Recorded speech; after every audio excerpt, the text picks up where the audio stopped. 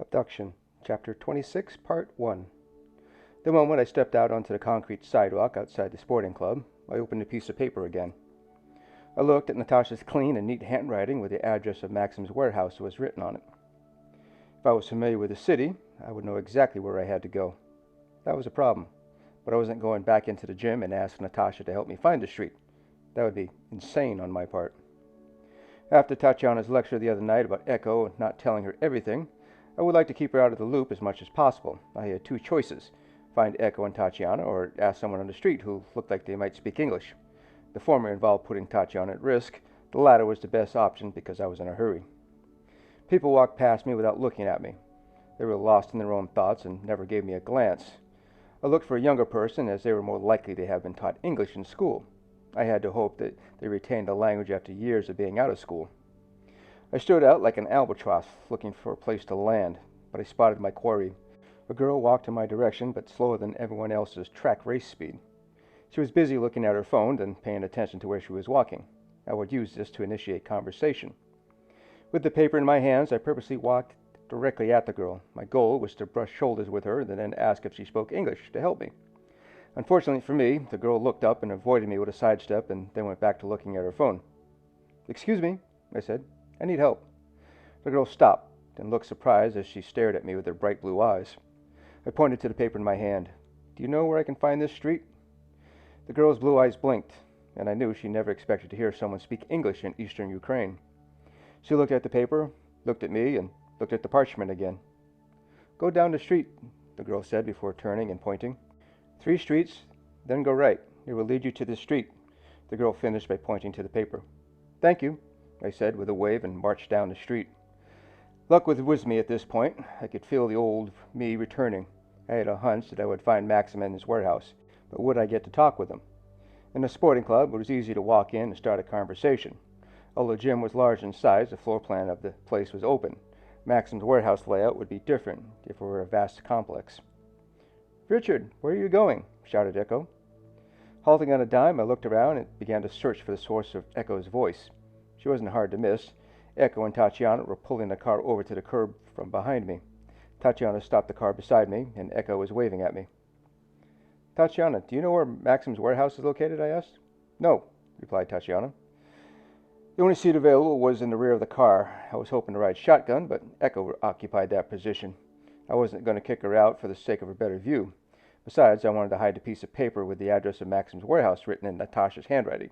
I would throw it away once I found a trash can. "I was given instructions by one of the employees of the sporting club," I said. "Turn right at the next street light, and it will lead us in the direction of the warehouse." Tatiana drove our rental car and made a right turn where the girl on the street said I should travel. I hoped she knew what she was talking about and not just giving a foreigner directions so he would get lost. "Wasn't Maxim at the gym?" asked Echo. I leaned forward into the middle of the rear bench seat. "No, but I asked an employee where Maxim was this morning. They told me that he was counting inventory at his warehouse. They also told me he would not likely be able to talk with me, and he shouldn't be bothered." "But he has a pending deal with you. Why wouldn't he welcome you?" asked Echo. "That's what I'm wondering about," I commented. "It doesn't make any sense." "Maybe you should wait to talk to Maxim," muttered Tatiana. In the distance, I spotted buildings that appeared to be the warehouse district of the city. I could wait, but with Ivanovna missing, I would like to ask him what he knows about her moving offices. If she's in danger, I would like to help in some way if I could. "Do you really think Maxim knows anything about Ivanovna's office?" asked Echo as she looked back at me. "There's only one way to know," I replied. "There is a street we need to turn up ahead." "Which way do I turn?" asked Tatiana. "Turn left," I said. The girl I talked to on the street wasn't specific, unfortunately, so I had to guess. "I see it!" exclaimed Echo. "It has to be Maxim's warehouse. On the side of the building, it has a large wine bottle painted on it." Large shipping trucks dotted the side of the road, making Tatiana's place to park not easy. We passed by Maxim's warehouse. Echo and I turned heads to look at the building. I think we both hoped to see someone we knew. "Stop the car, Tatiana," I said. "I want to get out here." "I'll go with you," said Echo. "Why don't you wait until Tatiana parks the car so we know where she is?" I said. "Then you can join me." Tatiana stopped the car and allowed me to exit. "Be careful." "I don't plan on being inside too long," I said. "I'm going to find Maxim and ask him a few questions and leave." Echo looked at me when I got out of the car. "You're waiting for me, right?"